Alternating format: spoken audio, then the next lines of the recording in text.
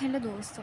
अभी हम लोग इस कंपनी की बोनस डिविडेंड और स्टॉक स्प्लिट राइट्स इशू के बारे में, ठीक है। तो बने रहिए एंड तक। नेम तो देख सकते हो आप लोग, प्राइस भी देख सकते हो। तो चलिए देख लेते हैं।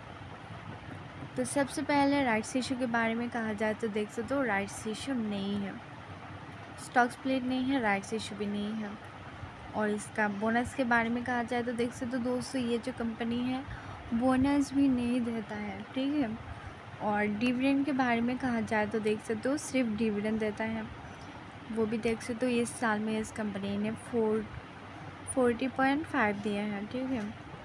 और ट्राइब भी देख सकते हो और अकाउंट भी देख सकते हो कि इस साल में कितने, ठीक है। और ये कंपनी ज़्यादातर साल में 1 बार ही डिविडेंड देता है और जून मंथ में देता है। तो आज के लिए इतना ही काफ़ी।